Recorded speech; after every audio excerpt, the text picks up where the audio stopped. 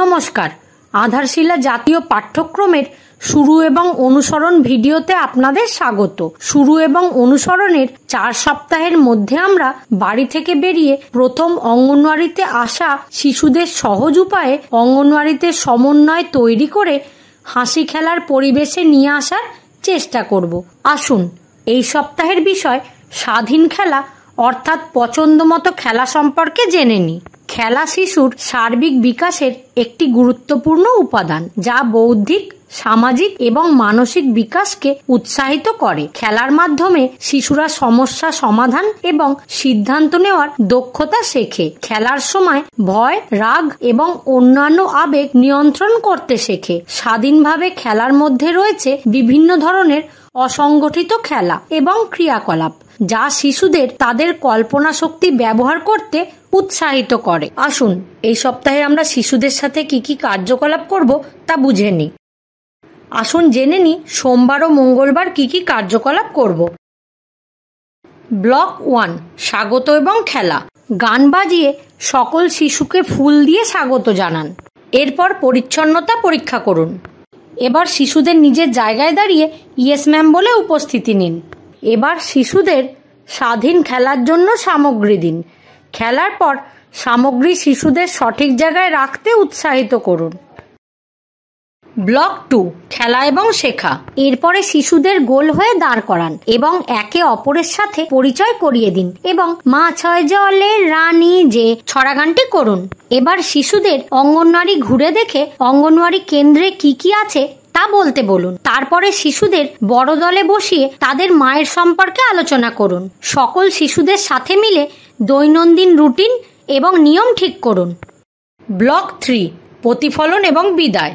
সকল শিশুদের অঙ্গনওয়াড়ির বাইরে নিয়ে যান এবং মিউজিক্যাল চেয়ার খেলাটি করুন। এবার সকল শিশুদের গোল করে বসান। আজ আমরা কি কি করেছি, তোমার কি ভালো লেগেছে জিজ্ঞাসা করুন। মঙ্গলবারেও এই ধরনের কার্যকলাপ আয়োজিত করুন। আসুন জেনে নিই বুধবার ও বৃহস্পতিবার কি কি কার্যকলাপ করব। ব্লক 1, স্বাগত এবং খেলা।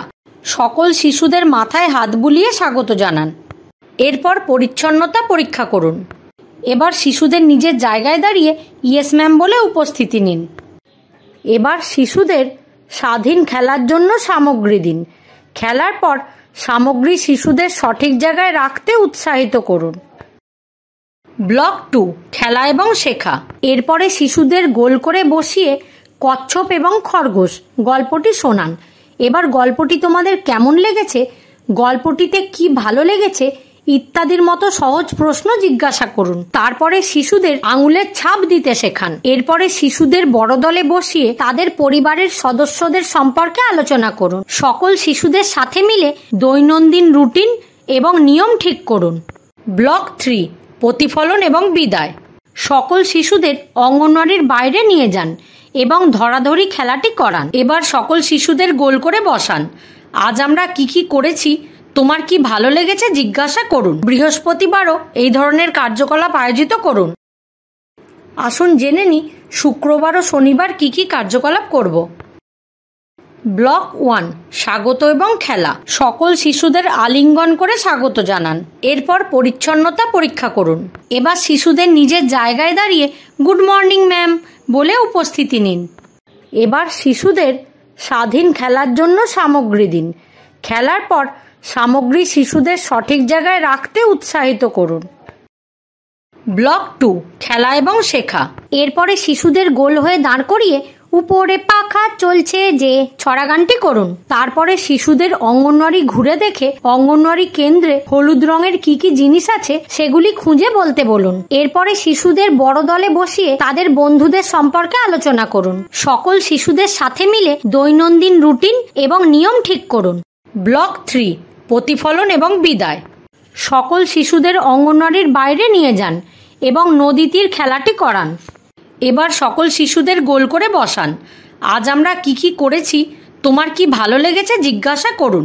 শনিবারেও এই ধরনের কার্যকলাপ আয়োজিত করুন। আমরা পছন্দ ভিত্তিক খেলার গুরুত্ব সম্পর্কে জেনেছি। আসুন অভিভাবকদেরও জানাই, তাদের বাড়িতেও শিশুদের জন্য পছন্দের খেলার আয়োজন করতে বলি। শিশুদের সাথে করা কার্যকলাপের অভিজ্ঞতা আমাদের সাথে অবশ্যই শেয়ার করুন। ধন্যবাদ।